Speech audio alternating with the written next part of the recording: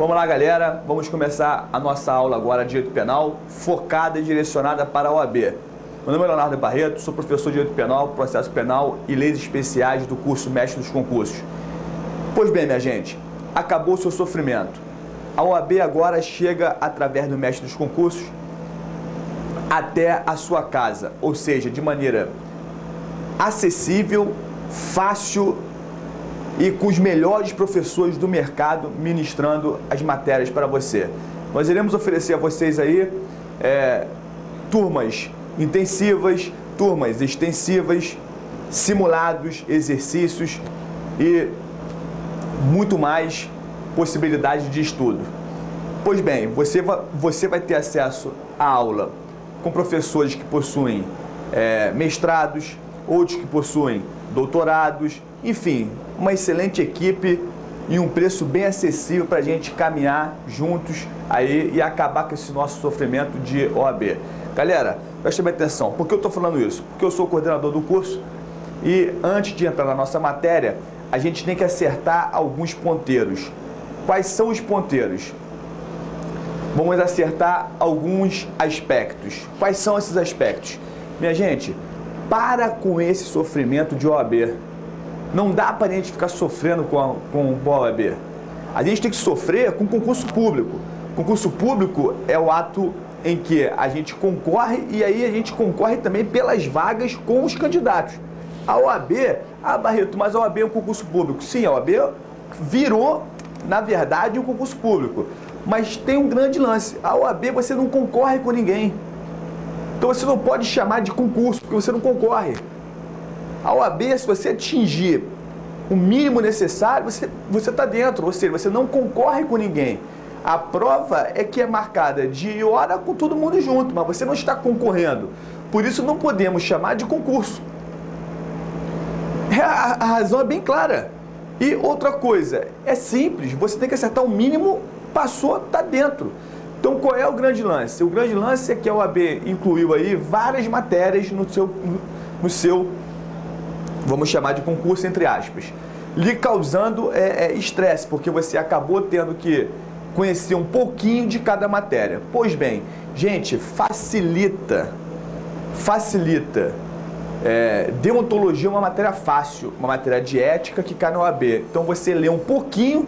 O nosso professor Bruno é um professor experiente, é um rapaz didático, pega com ele os macetes, lê a letra de lei, o seu estudo sozinho ele é importante e mete bronca, acerta essas questões que já são menos tantas questões na sua prova. Então, por exemplo, se tiver 10 questões de deontologia, já garantiu 10.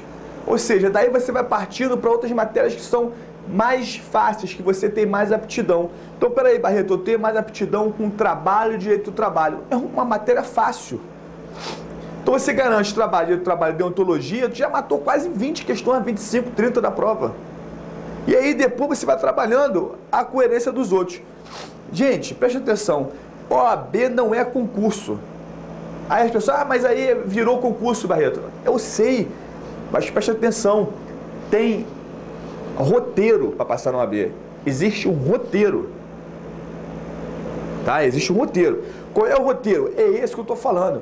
Pega a deontologia, pega as matérias de penal, processo penal, civil, processo civil ou trabalho, processo trabalho. Um desses pilares você tem que gostar. Ou o direito público, que é constitucional e administrativo. Você abraça um desses pilares, mais a deontologia, tu já garante boa parte da sua prova. O resto, você adquire uma base. Não tem que estudar por livro. Ah, eu vou comprar o livro do Gilmar Mendes para fazer a prova do OAB. Tu tá maluco? Você ficou maluco? Eu vou comprar o livro do Tourinho Filho para fazer uma prova de processo penal da OAB. Você está maluco? Você não tem que fazer isso. O estudo da OAB não é um estudo básico, beleza? Não é um estudo básico. Também não é um estudo, ademais, aprofundado. É um estudo razoável. Você não tem uma letra de lei e também não tem abordagens doutrinárias contundentes. Nós vamos ver. A orientação que eu passei para os professores é que eles ministrassem as aulas e as aulas tivessem, de acordo com a sequência do conteúdo, alguns exercícios. Por exemplo, vocês vão perceber que, quanto à minha matéria, o que eu pretendo fazer? Eu pretendo dar um conteúdo, ao final do conteúdo a gente aborda alguns exercícios.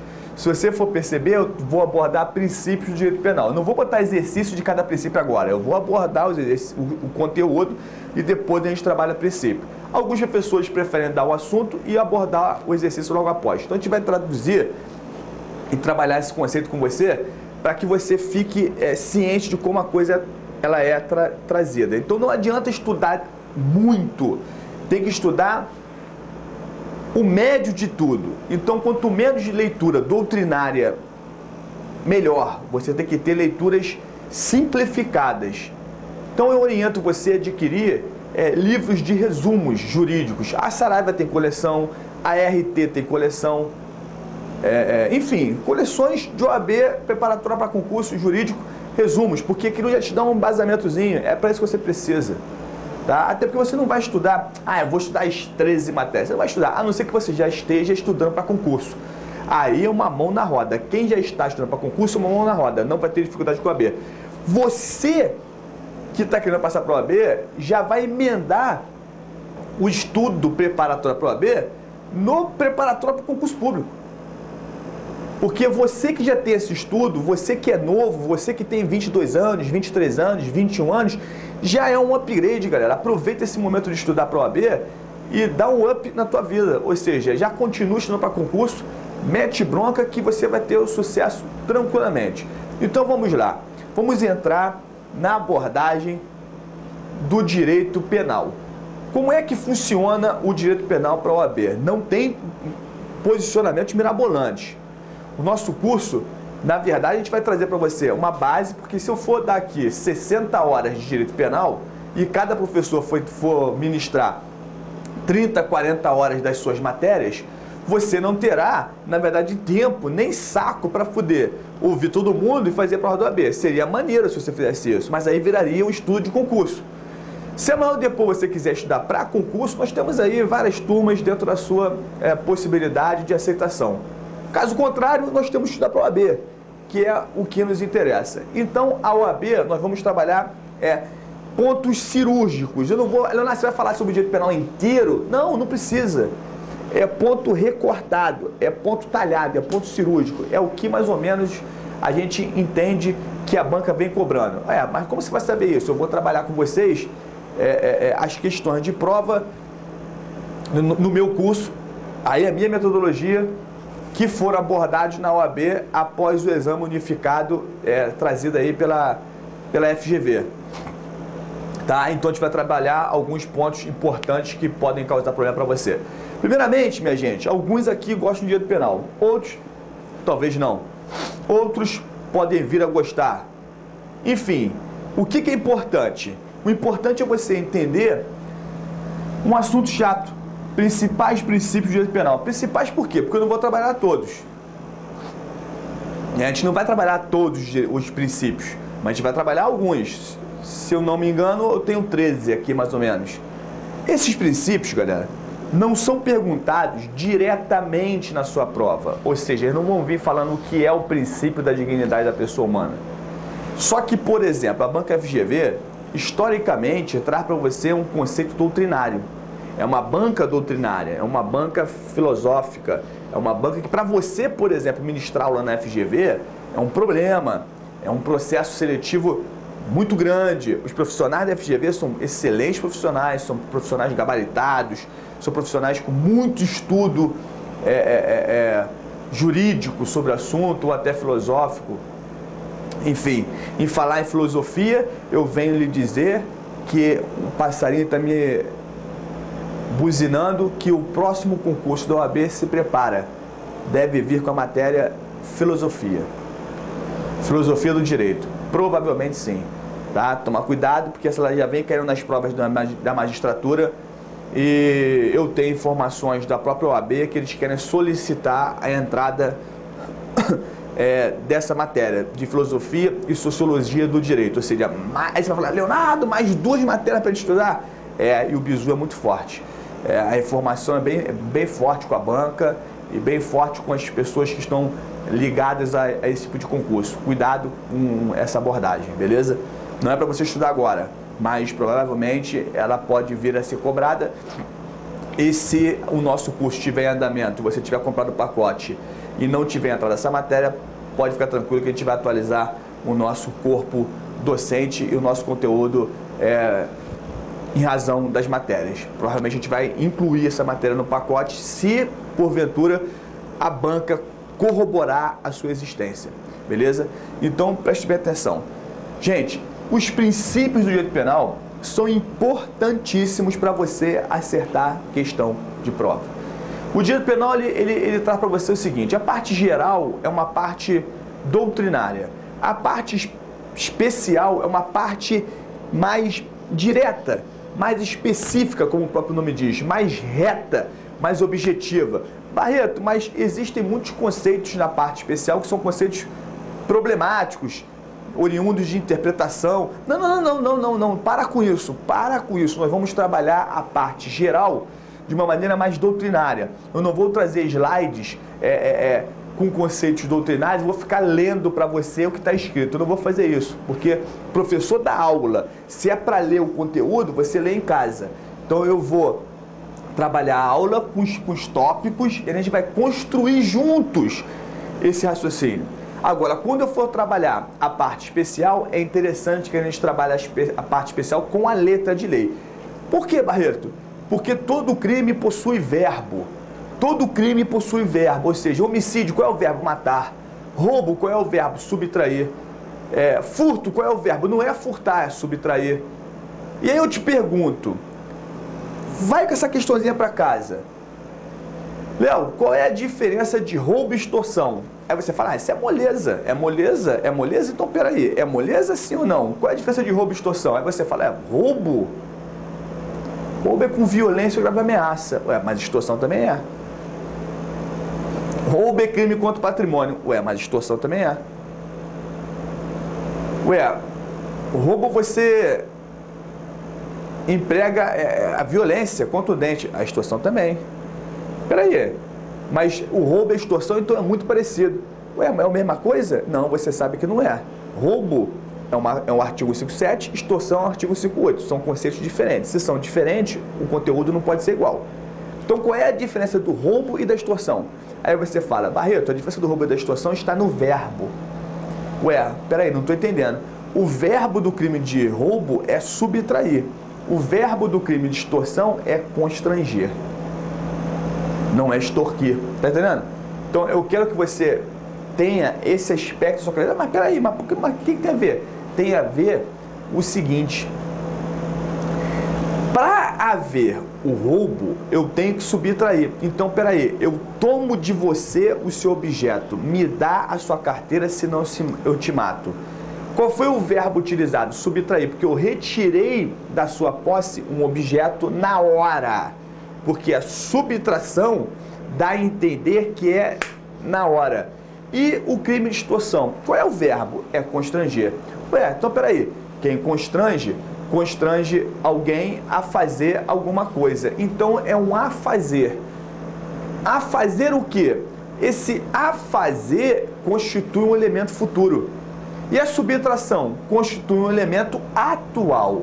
Ou seja, no roubo eu subtraio na hora. Na extorsão, eu vou constranger você a fazer alguma coisa. Ou seja, me dá 5 mil, senão eu mato a sua família amanhã. Eu lhe dou um prazo para você me trazer esse dinheiro. Aí você fala, Leonardo, mas eu não tenho 5 mil agora, eu não tenho esse dinheiro. O dinheiro de 5 mil assim não é um dinheiro fácil, eu não tenho essa grana toda. Peraí que eu vou ali tentar arrumar. Esse peraí que eu vou ali tentar arrumar, você foi fazer. Então não houve uma subtração, eu não tirei de você o dinheiro agora. Eu, na verdade, apliquei um constrangimento pelo qual você se sentiu ameaçado a fazer o que eu estou lhe mandando, senão eu mato a sua família. Porque eu sei onde a mulher trabalha, eu sei onde o filho estuda e eu vou fazer isso. Então, qual é a principal diferença do roubo e da extorsão? É o verbo. Aí você fala, Barreto, no roubo a pessoa também não tem escolha. Lógico que ela não tem escolha. Por que ela não tem escolha? Pelo verbo, subtrair. E na extorsão, ela tem uma escolha mínima. Qual é a escolha mínima? é um lastro de tempo, ainda que razoável, dela ir para casa e falar assim, pô, vou comunicar à polícia que aquele desgraçado lá atrás está me extorquindo. Então, ainda necessita de um comportamento mínimo da pessoa, ou seja, dela ir e voltar com o dinheiro. Caso contrário, ela pode comunicar à polícia. O roubo, você não tem esse trabalho, essa especulação de tempo. Em razão do quê? Do verbo. E aí, o que isso é importante? O verbo é importante para o estudo, preste bem atenção, para o estudo da legalidade. Ou seja, não existe legalidade sem verbo. Então, por exemplo, Barreto, o princípio da legalidade é um princípio que vai nortear lá os crimes todinho da parte especial. E você acha que sabe parte especial, mas não sabe. Porque o primeiro conhecimento da parte especial não é saber o estudo doutrinário, é saber letra de lei. Então, peraí, como é que você sabe disso? Porque você faz uma prova de magistratura, faz a prova de juiz. A prova de juiz da primeira fase, ela é letra de lei. A prova do Ministério Público da primeira fase, ela tem muita letra de lei. A prova da Defensoria Pública da primeira fase é muita letra de lei. Aí você fala, não, não é não. Já fez?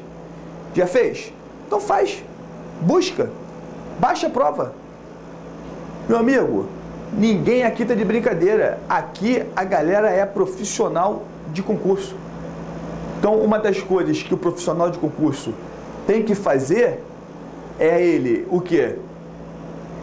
Se preparar não é somente com a aula, é o que a banca pede. Porque não me interessa se você vai sair daqui virando ministro. Você vai virar um Luiz Fux, filósofo do direito. Eu não quero saber disso, eu quero que tu passe na prova. Então, essa é a metodologia. Só que para você aprender direito penal, não é fazendo exercício. É entendendo o conteúdo. O direito se entende. Então, para você entender a logística do instituto, é necessário que saibamos os princípios do direito penal. Pelo menos alguns deles que são princípios mais básicos. Existe um espaçozinho para a gente poder debater o conteúdo. Então, o primeiro princípio é o princípio da dignidade da pessoa humana. Esse princípio, ele tem a sua estrutura e seu pilar proposto e defendido na Constituição Federal. Então, o princípio da dignidade da pessoa humana, minha gente, é a base do nosso ordenamento jurídico, é a base do nosso direito constitucional e é a base de todos os direitos. Não há o que se falar em direito do trabalho sem dignidade da pessoa humana. Não há o que se falar em direito processual penal sem dignidade da pessoa humana. A dignidade da pessoa humana é o pilar, é a coluna vertebral do nosso ordenamento jurídico. Sem ela, não há como ser desenvolvido o raciocínio. Ou seja, no direito penal e no processo penal, toda dúvida ou toda interpretação jurídica que porventura você possa ter, essa interpretação jurídica deve ser exaurida, deve ser exterminada em razão do princípio da dignidade da pessoa humana. Ou seja, toda dúvida deve ser extraída em benefício do réu. Em benefício do réu, né? Em benefício do réu e em benefício da dignidade da pessoa. Quando você fala da pessoa humana, ela está dizendo para você que a Constituição, ela tem como garantia proteger o cidadão uma série de conteúdos, uma série de benefícios, que são as nossas garantias, né, individuais, são nossos direitos e as nossas garantias individuais. Então, a nossa Constituição Federal, historicamente, de 88, que é a nossa primeira Constituição democrata, é a Constituição de 88, ela historicamente traz os direitos e garantias do cidadão na sua parte inicial, melhor dizendo. Todas as outras constituições que nós tivemos no Brasil, elas traziam o conceito do Estado, a proteção do Estado, o direito do Estado. Todos esses conceitos eram conceitos primários. Depois de falarmos do Estado, a Constituição falava do povo. E aí a Constituição Democrata de 88 pega e faz o quê? Inverte esse conceito. Inverte por quê? Porque o primeiro direito que deve ser garantido é o direito do povo, depois o direito do Estado. Isso é o quê? É a coluna vertebral da dignidade da pessoa humana. Esse princípio, ele é um princípio soberano, do qual são princípios subjetivos dele, ou seja, princípios subsidiários, melhor falando, a proibição de tortura, a proibição de provas ilícitas trazidas ao processo, né, que poderiam trazer problemas ao réu, que iriam trazer problemas, na verdade, quanto à sua liberdade de locomoção, proibição de pena com caráter desumano ou degradante, beleza? Ou seja, proibição, como regra geral, de conceitos de prisão perpétua, de solitária, proibição de sigilo do preso, ou seja, o preso tem que ficar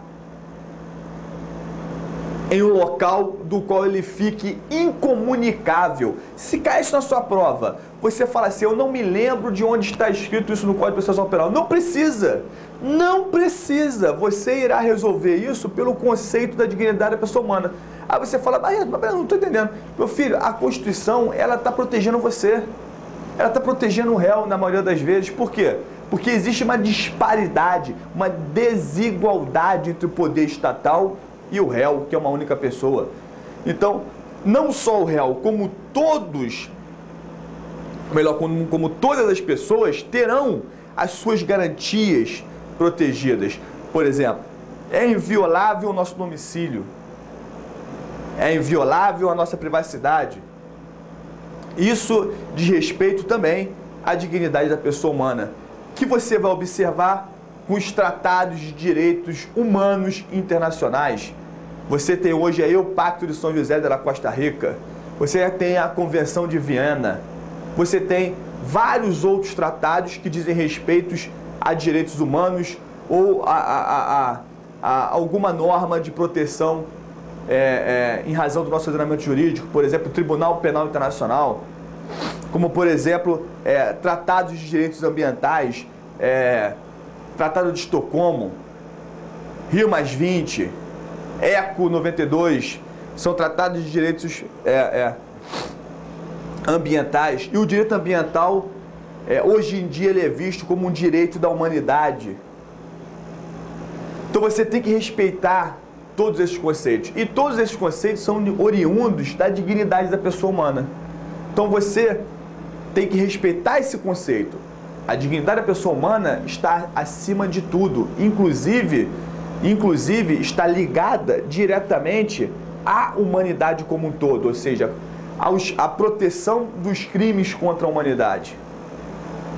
Você tem que respeitar os tratados que defendem a mulher, os tratados que defendem os deficientes físicos, os tratados que defendem qualquer tipo de condição específica. Esses tratados são inerentes à proteção da pessoa, à proteção da dignidade dessa pessoa. Então, quando eu te pergunto, você pode deixar um preso incomunicável? Não. Não por quê? Porque isso afronta a dignidade da pessoa humana. Você está trazendo para essa pessoa uma posição do qual ela vai ficar presa, encarcerada, enjaulada e sem falar com ninguém. Isso você está atingindo a pessoa. Por quê? Porque isso vai gerar um problema psicológico, psiquiátrico. Isso é tortura. Isso é tortura psicológica com o preso, deixá-lo sem se comunicar. E isso vai causar transtorno dessa pessoa. Por isso, como é que você responde? Você pensa, pô, isso vai causar um problema para a pessoa. Então, mas no CPP, Barreto, no artigo 21 do Código Processual Penal, ele prevê que a pessoa, o preso, pode ficar incomunicável pelo prazo máximo de 3 dias. E essa incomunicabilidade não excede a pessoa do advogado. Ou seja, então ele poderia. Na verdade, esse é um conceito pré-Constituição de 88. É um conceito trazido pelo nosso Código Processual Penal, que é um Código Processual Penal maldito. Por que maldito, entre aspas? Porque ele foi feito à época, à luz da ditadura. Então, se você olhar o nosso Código Processual Penal, tem vários conceitos nele trazidos que são de encontro a princípios da dignidade da pessoa humana, como também a outros princípios constitucionais, razão pela qual você tem que entender que o artigo 21 do CPP não se encontra recepcionado pela Constituição de 88 e mais à frente nós vamos falar. O que eu quero te dizer, minha gente, meus amigos e minhas amigas, é que vocês não precisam de, às vezes, tentar lembrar no código o conceito da pergunta de prova. Às vezes o conceito básico sobre princípio te responde. Então, peraí, eu não tenho que saber que no artigo 21 permite, porque se você lembrar do artigo 21, olha que interessante, o artigo 21 vai te dizer que pode. Mas o que eu quero de você não é o artigo, porque o artigo é de 41, o que eu quero de você é o conceito. Então, a nossa Constituição Federal, ela proíbe a incomunicabilidade do preso, aonde? No artigo 136, parágrafo 3º, inciso 4º, bem como no artigo 5º, inciso 62 da Constituição Federal. Ou seja, é garantido ao preso o acesso no momento da prisão ao quê? A comunicação dessa prisão ao juiz, ao MP, agora a alteração do nosso Código Processual Penal, e também a pessoa por ele indicada, ou seja, o preso tem direito de falar com alguém da sua família. Então, a Constituição Federal veda, como também veda no artigo 136, parágrafo 3º, inciso 4º, veda qualquer tipo de possibilidade de incomunicabilidade do preso durante o estado de defesa, que é um estado pelo qual nossos direitos e garantias são diminuídos, são suprimidos. E ainda assim, não há o que se falar em incomunicabilidade. Mas aí, vamos lá, você tem um estudo do processo penal, leu o artigo dizendo que pode, mas você esqueceu aquele estudo constitucional que exorciza esse artigo 21 do CPP. Dessa forma, você está cansado, está com dúvida, o que você faz? Para e presta atenção no conceito básico do direito, ou seja, nos princípios, e você vai lembrar do princípio da dignidade da pessoa humana. Quando você lembrar desse princípio, você vai puxar links jurídicos e vai chegar à conclusão que a incomunicabilidade do preso gera um atrito com a nossa Constituição Federal, razão pela qual não se permite. Daqui a pouquinho nós continuaremos com mais um capítulo da nossa aula. Um forte abraço.